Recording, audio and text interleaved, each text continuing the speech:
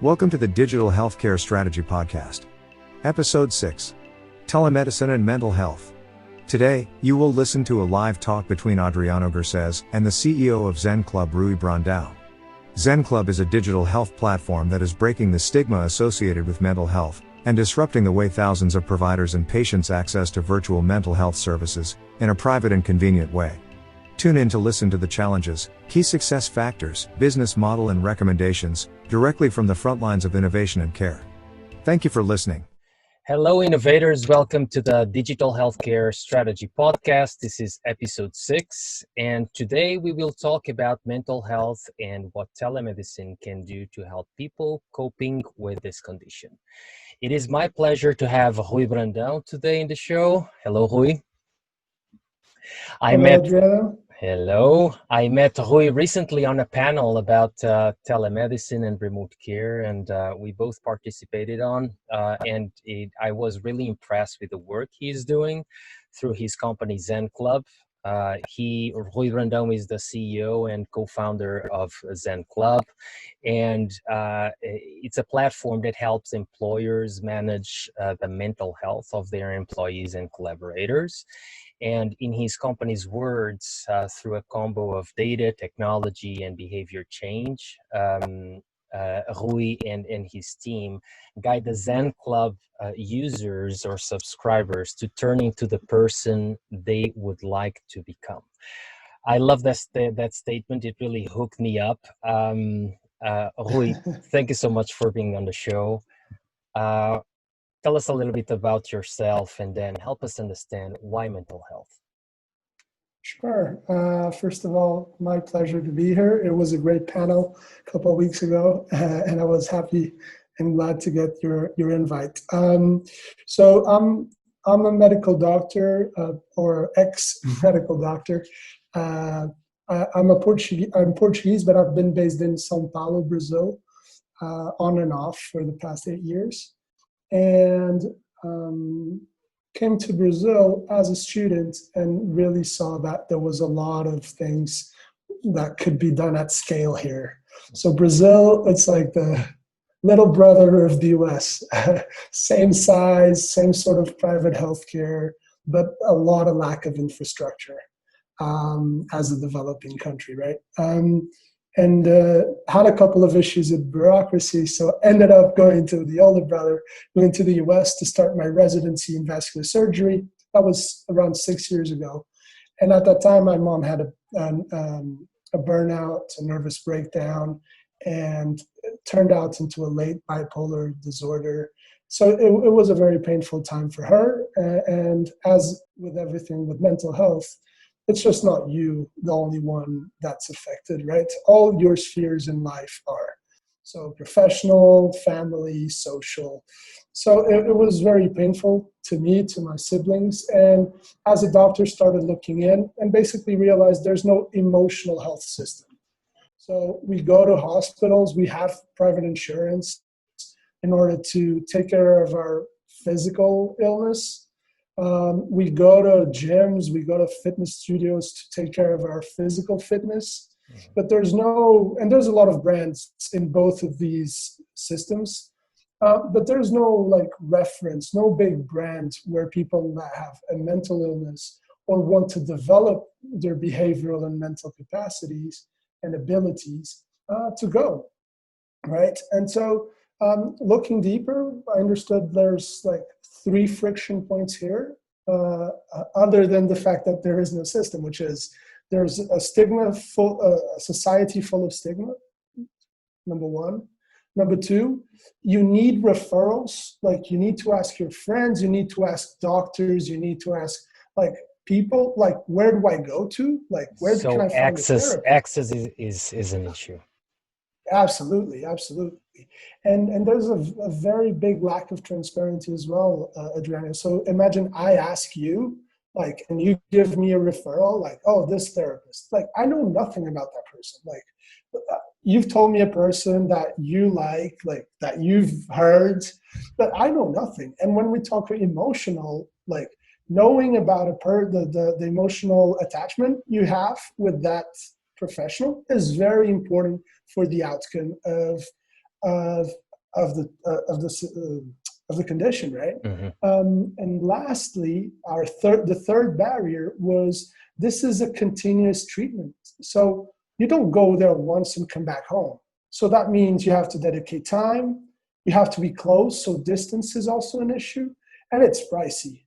And sometimes it's not like what we see here in Brazil is public plus the insurance coverage quality is very bad. It's like the fast food of therapy. 20 minutes, turn around the clock, like they're trying to make money because they're very badly paid, the professionals. And when you go to private, it's very elitist, so it's very expensive. So what I'm hearing is that from for the people that suffer a mental health condition, there's not only the issue of accessing to the right care at the right time when they need it, but in post-acute phase, there's also an issue with follow-up and support the patient to make sure that they get the care that they need and they recover over time. Absolutely, you synthesized what I was saying.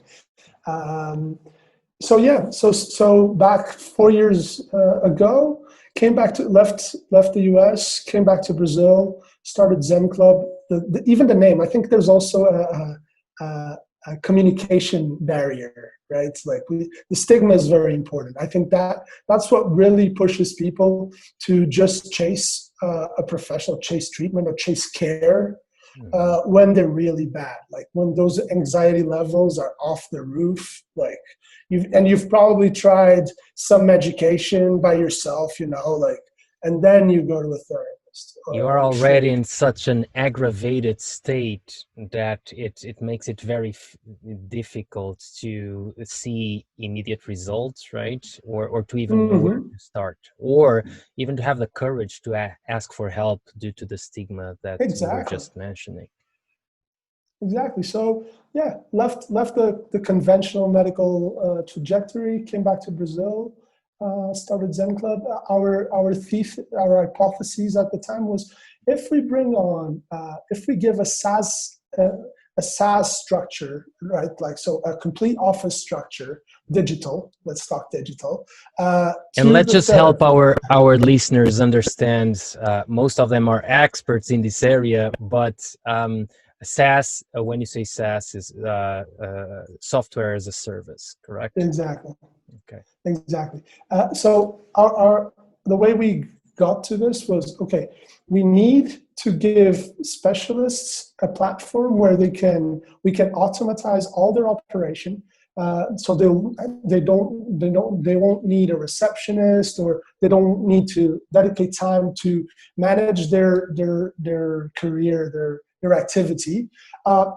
We'll give them a website in order for them to scale geographically. So anyone in the world can search for them, find them, book a session with them.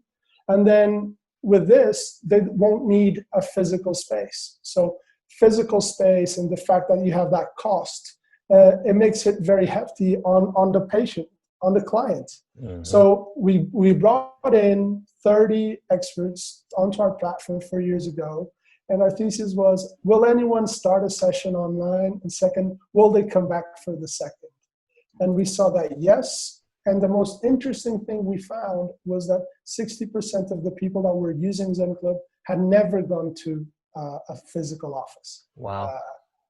So you helped break the stigma barrier, and you provided a channel for people to start looking for services and support related to mental health. Exactly. That is impressive, because working in the space for more than a decade, there's always a challenge, and the main challenge first is obviously adoption, right? Even if you address the right problem, the right need, how can you reach to these people? What is the trigger? Is the experience frictionless enough that people feel comfortable and safe and secure to start engaging with that service? Do they trust the doctors that they don't see, one-on-one in person? So that's just having traction that in that first moment it's very indicative that you guys are doing the right stuff the right way. Yeah, we're on to something. Yeah. Rui, let me take a step back. So we build a picture here before we drill down on how are you applying, who is using, what's the traction that you're having. What would you say, why, beyond the personal motivation, right? You just, and thank you for sharing such a hard personal case of what motivated you, what and how this became, mental health became your life mission. From a market standpoint, there's always obviously the market aspect to it, right? And scalability is tied to the ability to serve a market need, to serve a need that millions of patients have, millions of doctors have, so you can have that adoption and bring that benefit to the healthcare system. Absolutely. Why should we care, or why the health system should care about it? How big is the problem right now? Interesting question. Just read, like, this year, before COVID started, Adriano, there was a graph here in Brazil from the National Health Insurance Association, Private Health Insurance Association. And they did, it was a graph comparing the growth, so the compounded annual growth rate of medical consultations, psychiatry consultations, and then therapy, emotional therapy consultations, right? You see an increase year over year of 0.5% of overall medical consultations. If you look at psychiatry consultations, there's a growth of 17.5% year on year. So 17 times, 30 times that. And if you look at therapy, emotional therapy sessions, it's 35%. So, and that is all the way till May, before and after COVID. Right? Yeah. No, that's before COVID. That's was all before COVID. Yeah, that's 2016 to 2019. Okay. That's it. So if you just look, like, there were those advertisements and those sayings like depression will be the most incapacitating disability by 2020. I guess these numbers just show like how people were getting more vulnerable and getting more proactive, right? There's also other literature just that shows that only 15% of people with a mental care requirement actually look for it. So what we're seeing, and I think that number I showed you about Zen Club, which 60% of the people had never gone, is like, there's a huge repressed demand.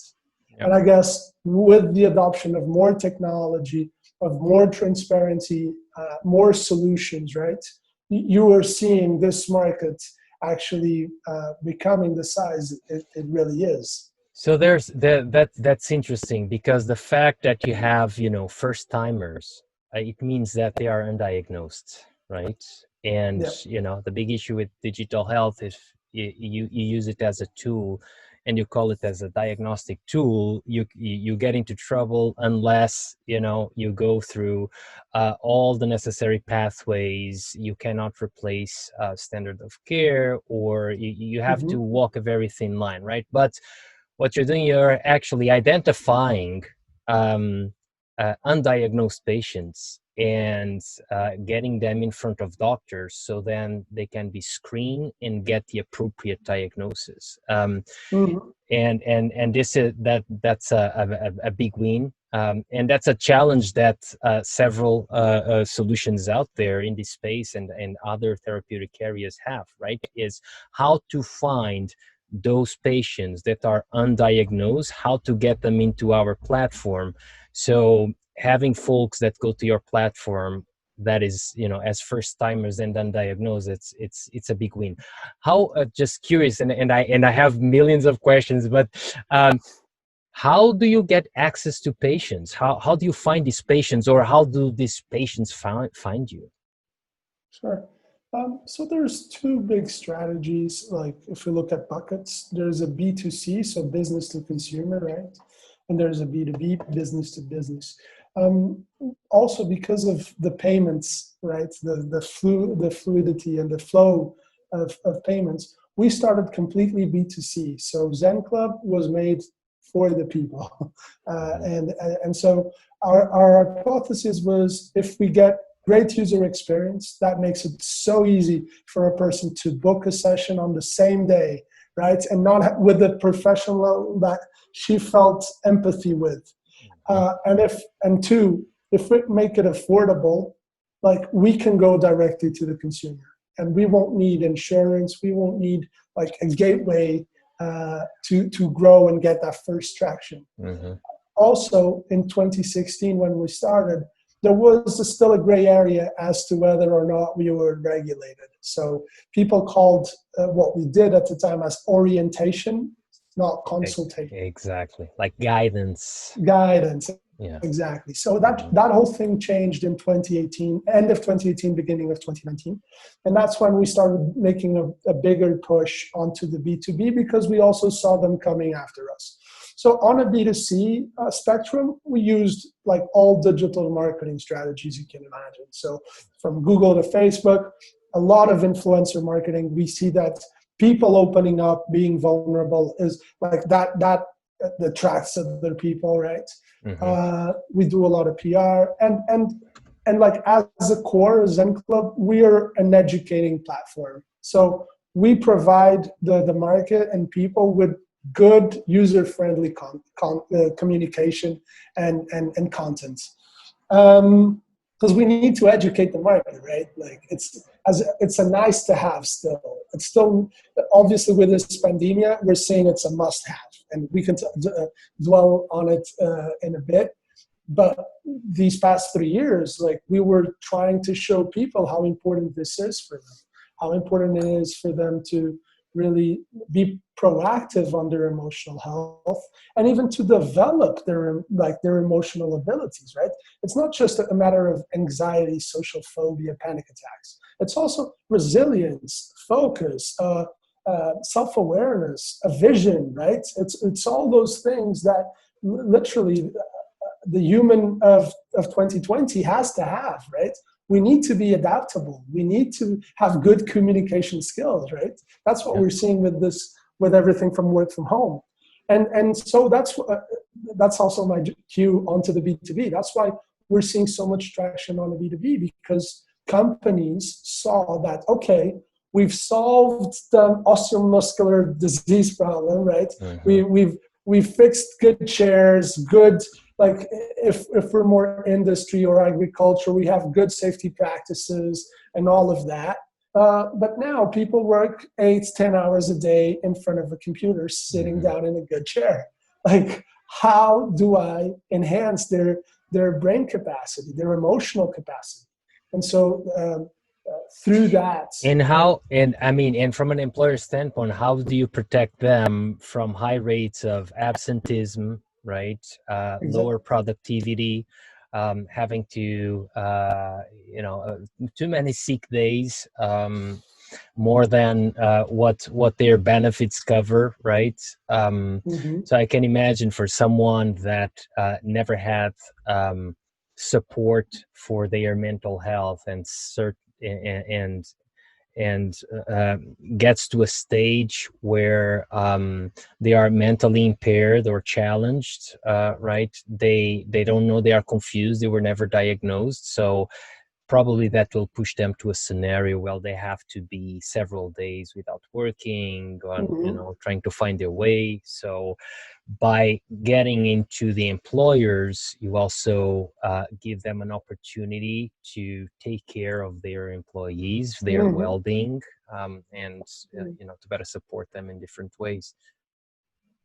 But it's a tough thing, like COVID definitely speeded up like the education of the market as a whole, like telemedicine and emotional care together. But it's still something very intangible, you know.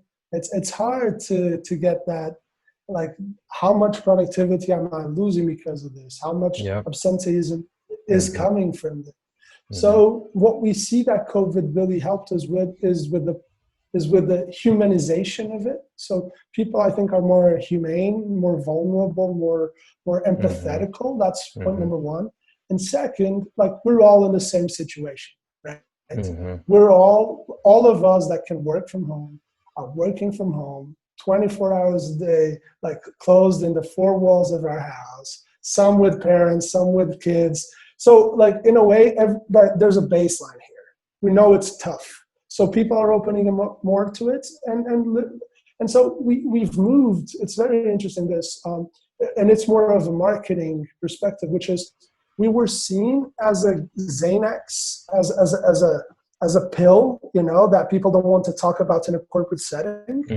And now we're seen as a gym benefit, you know, like everyone should use it. And that's amazing. Like, that's amazing.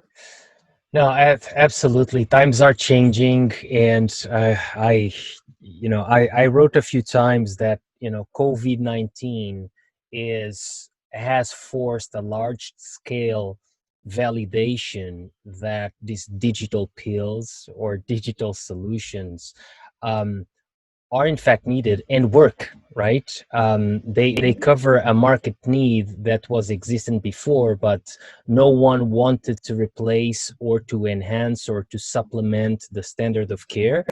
And now we were forced to a situation where providers didn't have an option, right? It's either that or not providing care, aggravating conditions, not only mental health, but that, you know, many other therapeutic areas and conditions.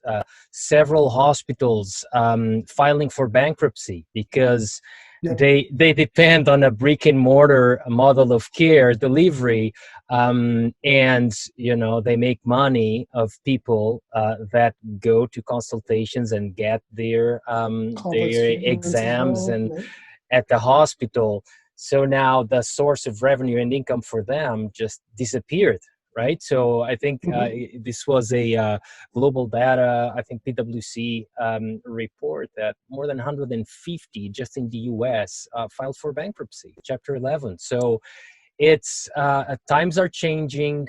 We should now think about this COVID-19 use case as, you know, a proactive way to anticipate the future, to integrate these kind of solutions as part of the current care delivery workflow, because I can think of a different reasoning for not having this solution scaling and scaling fast and being integrated in normal care, right? It's just care. Why are we, you know, talking about digital health and this kind of solutions differently?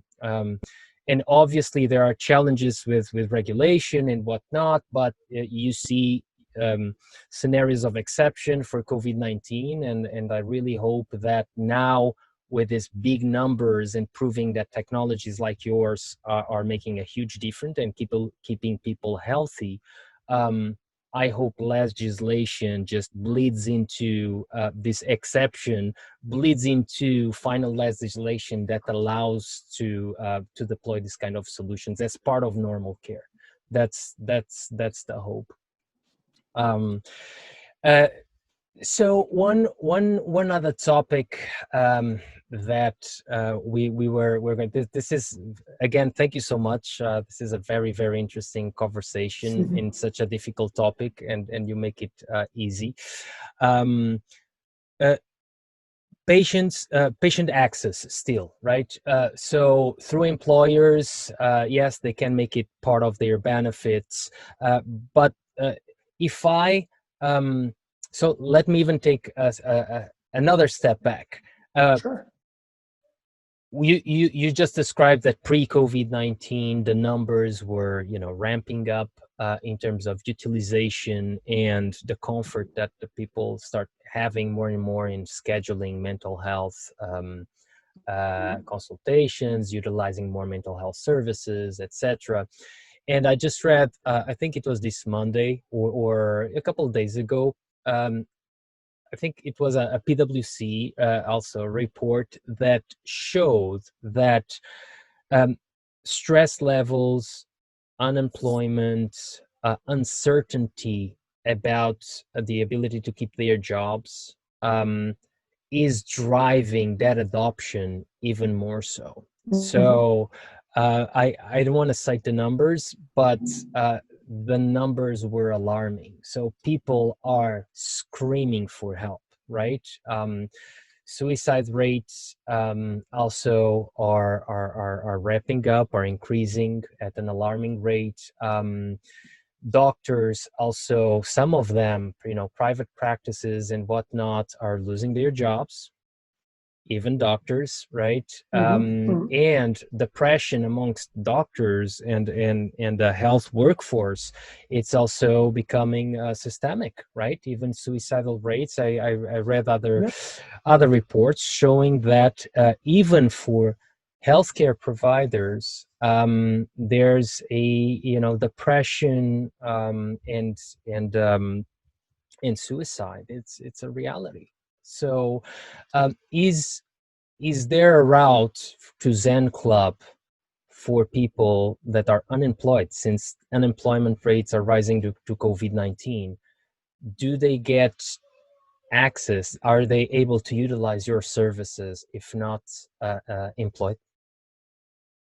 They can, yes. And let me just say how unfortunate and common this has become, right? You look at teachers like that now have to work in remote settings.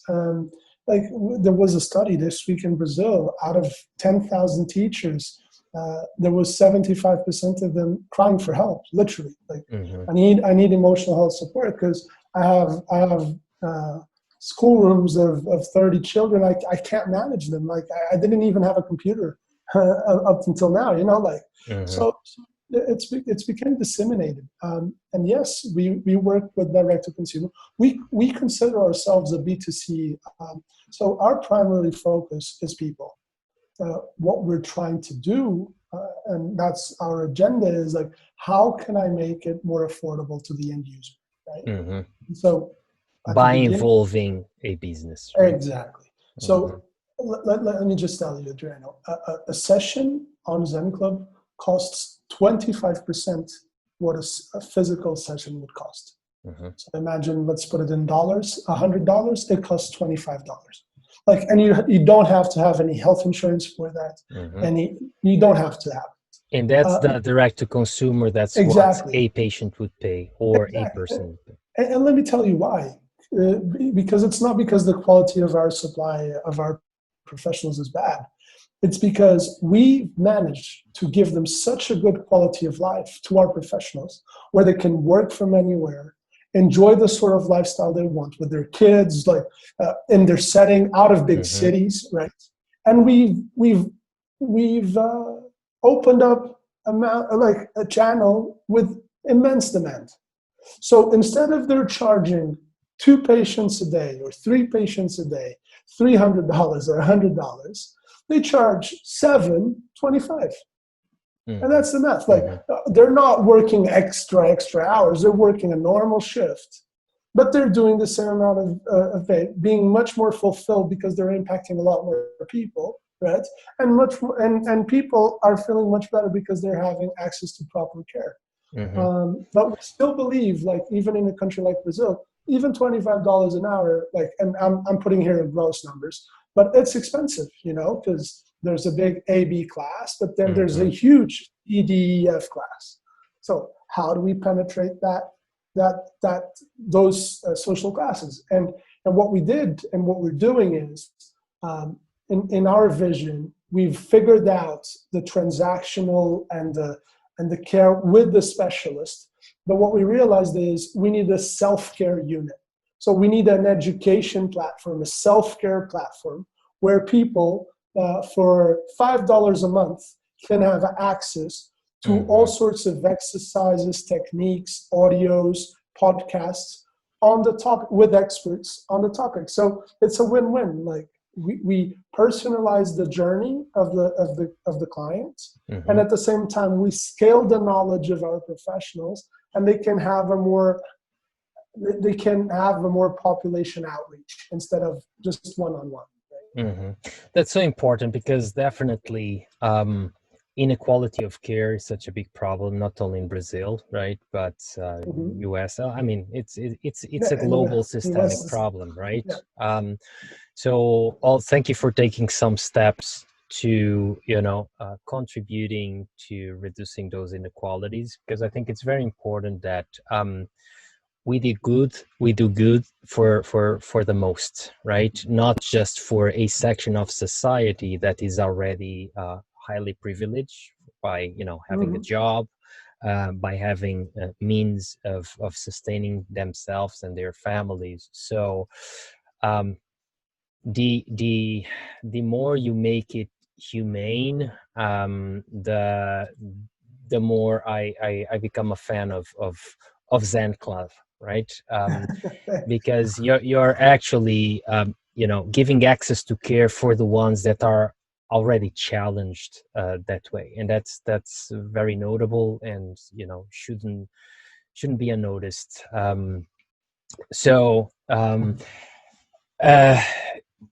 This is, I mean, so many questions, so little time. I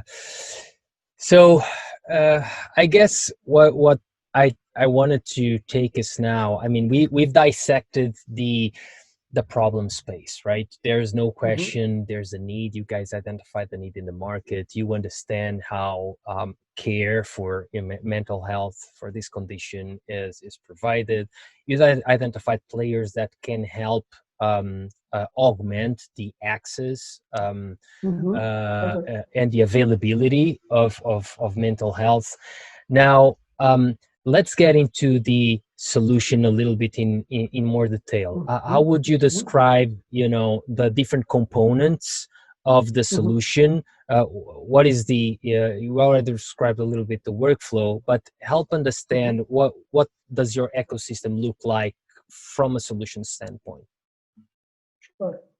So for professionals, right, you have a complete office, digital office space. So basically you have a website where you can have testimonials, picture, video, very, very user-friendly, very, very simplistic CV, book your price, your different prices, slots.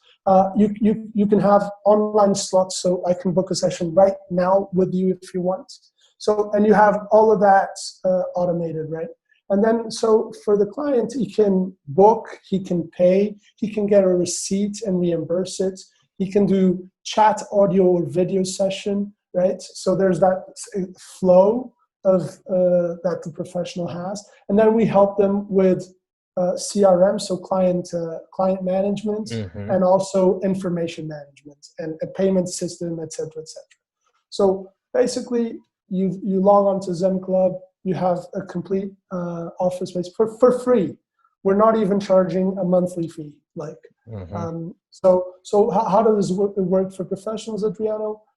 You go in, you register, we give you an office, it's yours. Go start using it, engage with it, show us that you have traction with your own patients. We don't charge a fee, monthly or a commission. We want to democratize like the digital penetration for the specialists, and then we cherry pick the best professionals to come onto our marketplace. So that's okay. So just in order for us to have a couple of numbers, we have 20,000 specialists registered and using our software, and then we have our own network is 500 specialists wide, big. So. Okay, so you don't provide the capacity, right? They join your platform, you handpick based on their levels of utilization. They bring in their capacity to start with. I don't charge a thing. Like, I want them to ramp up, because we've understood that digital nativeness, let's put it this way, is very important for them to learn that on their own. And obviously we have tutorials, etc. but they have to do it by themselves. And then we select like the best CVs plus the best digital experiences we see, and we bring them on as vetted specialists of ours. That's smart. So it's like a crowdsource Exactly. quality of service and professionals. Love it. So our listeners can understand, the ones that are not as ingrained in business models and whatnot, but they still want to understand. So if you don't charge to a doctor's a per month, per member per month model, how do you guys make money? So yeah, we make money on the opposite side of the marketplace, right? So we once the specialist comes onto our marketplace, then yes, we charge a fee per session on the sessions we bring in, on the clients we bring in. And second, we also charge companies, right? We charge them a monthly fee because let's develop on the products we have for the other two stakeholders. Let's put it companies and the end user, right? So for the end user, we provide them with a membership, as I told you, where they have access to all this like education platform. So they have a mood tracker, they have daily tips, podcasts, all content curated by us, done by us with other specialists. And we also have something that we call journeys. So we start understanding that people sometimes they have specific problems that they want to self-care. They don't want to talk with a person. So like I'm having problems sleeping. For instance, something that really shows up on the corporate environment, which is like, I'm a female in a C-level position. How do I position myself, right? So all these spheres of life, like how do I procrastinate less? How am I more resilient? And so we create journeys. Journeys are 30 to an hour long workshops, audio workshops, broken into 5-minute audios. And there's a narrative there that you can understand the theory behind it, why you're probably feeling that. And then you jump into actually like exercises and techniques that you can start using on your daily day and improving, right? So you're solving the why for them, or you're helping them understand the why behind what they are feeling, and then giving them the tools to cope with it and to overcome some of those challenges. Exactly. And so if it's a mild problem, they probably can solve it on their own. And if they don't, we refer them, like we recommend them specialists on that topic that they could have a first conversation with. So in a way, like it's a funnel, much more soother than, oh, I might have a problem, I talk with a stranger, you know? How do we put a middle ground here, educate and literally say, hey, if you're not handling this by yourself, just take this next step, right?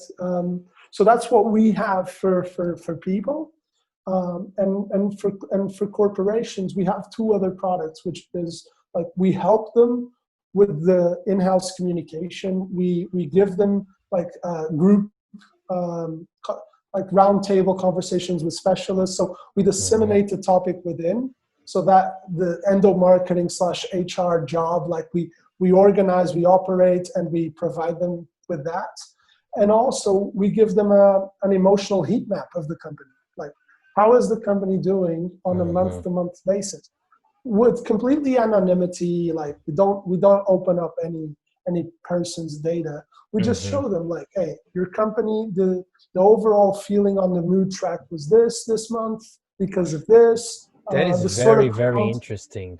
That is very interesting, because it allows you strategically to bet on internal activities that can boost the morale of your teams, that can anticipate some issues that you're unaware of, right? So, and in corporations, you want people that are motivated, that they feel well in the environment they spend most of their day on, right? So having that heat map, it's a great tool for managers also. It's a feedback loop. Yep. And you stop doing generalistic stuff, which is what, at least in Brazil, most of companies do, which is, oh, I need to talk about health because people need to be more proactive. So let's talk about hypertension. Let's talk about, in November, it's the month of the prostate cancer, right? October, breast cancer. But let me give you just a quick example to completely disrupt this idea, which is, imagine in your company, like mine, you only have millennials. Nobody has a kid. Nobody is above 35 years of age. So why are we talking about breast cancer and prostate cancer and using whole months to sensibilize people on that topic, instead probably of talking about resilience, better communication skills, anxiety, right? So you really personalize and identify the need for that population of employees, right? And you're not just with random programs about well-being, about happy life and whatnot. Yeah. Exactly. No, that's smart, and I mean, and that's the way, right? And now with the help of smart analytics and whatnot, you can pick all those indicators and anticipate and unsurface issues before they become a problem to the company and, of course, to the individual.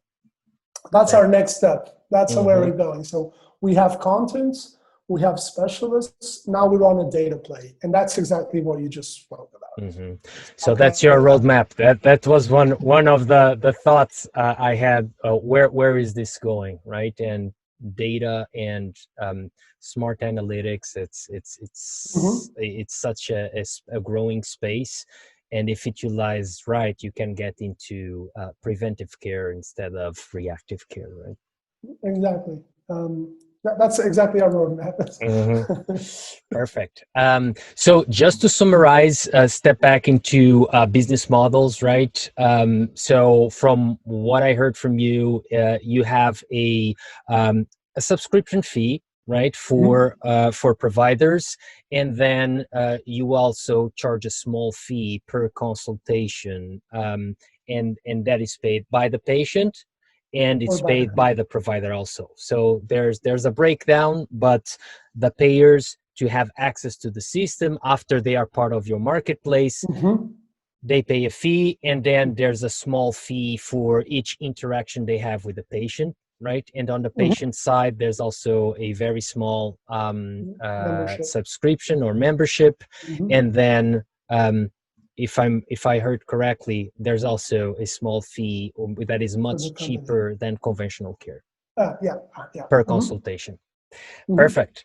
So, I mean, I could talk with you for days. I want to leave a good nugget for our listeners, and especially for the innovators that are trying to break into this space, right? That are trying to build a digital health solution that can actually save lives, solve a market problem, and help professionals integrate their solutions in current care workflows. Would you be able to, I know you are able, but can you give us your thoughts on 3 to 5 recommendations you advise our entrepreneurs, innovators in the digital healthcare space that are trying to build a business, trying to launch a solution to penetrate the market? What, from your experience, I mean, this is not all roses, right? You go through a lot of deeps before you can hit the highs. What would be like the 5 points that you would recommend for people that are trying to make it in this space? Cool. That's a tough question. I'll try to summarize in 5. So first thing first, try to launch a minimum product as fast as you can.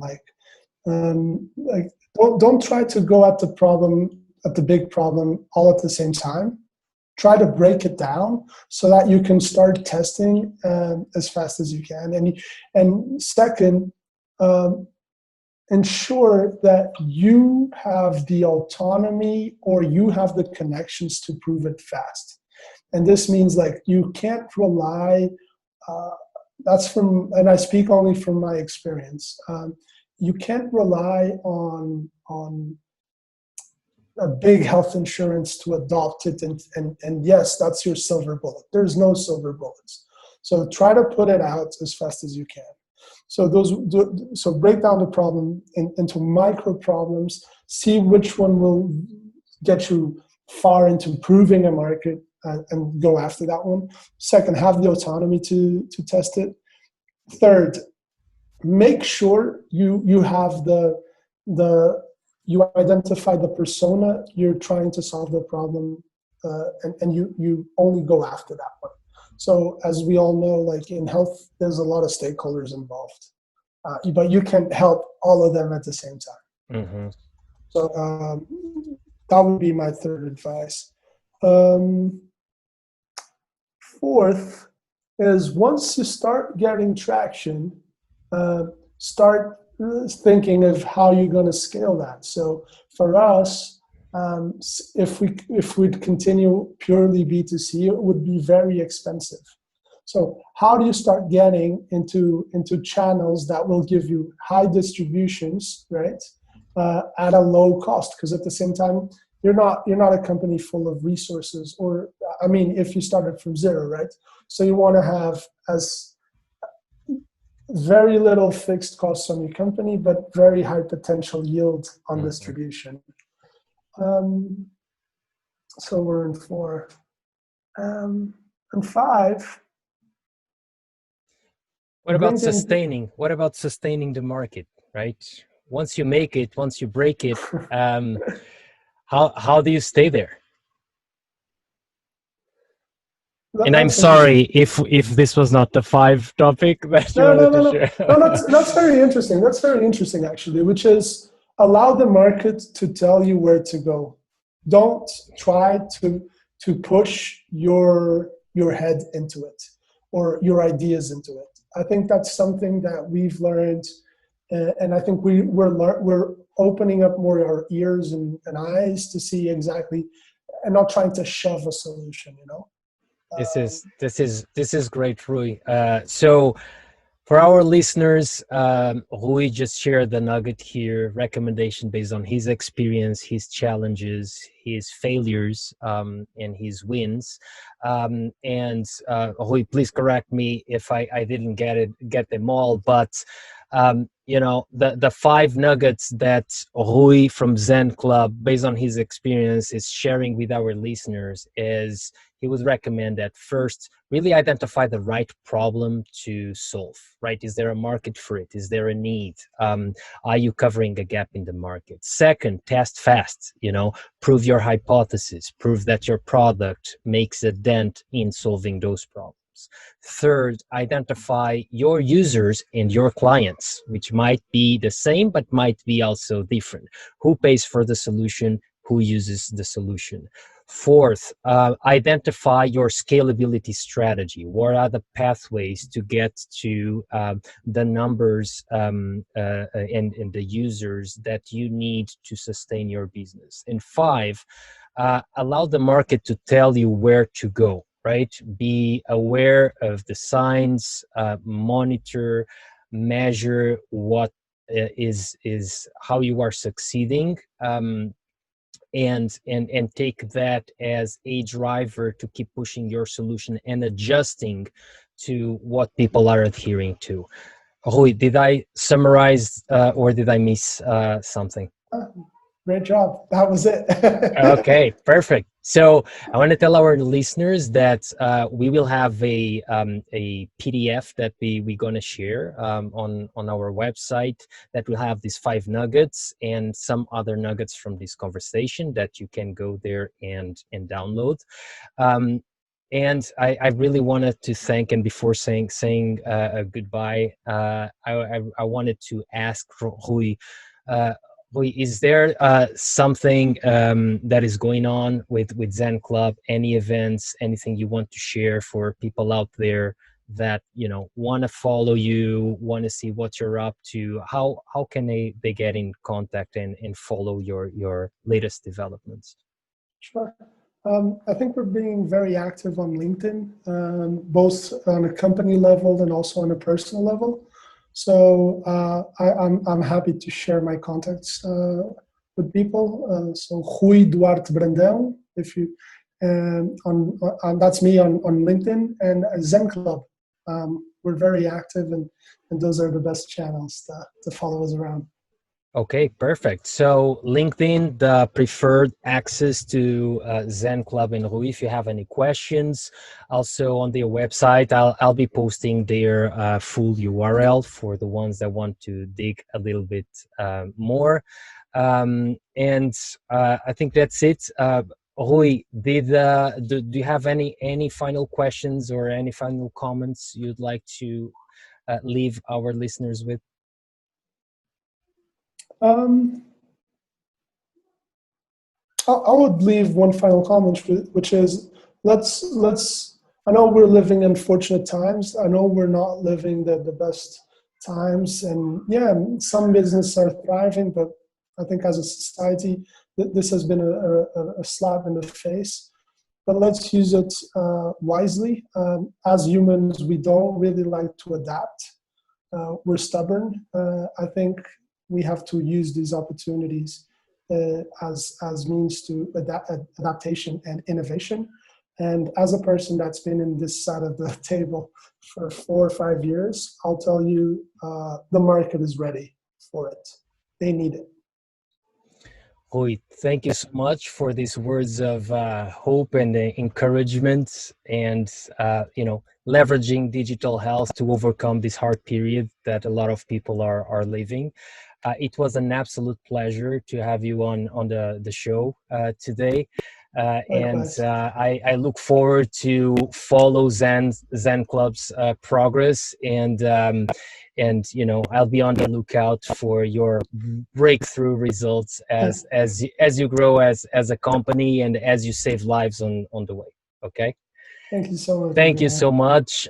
Talk to you soon. And thank you, our listeners who gave us a little bit of their time today. And please reach out if you have any questions for Rui or for me. We'll be here for you. Thank you. Have a great day. Thank you for listening to the Digital Healthcare Podcast. Today, we were live with Rui Brandão, the CEO of Zen Club.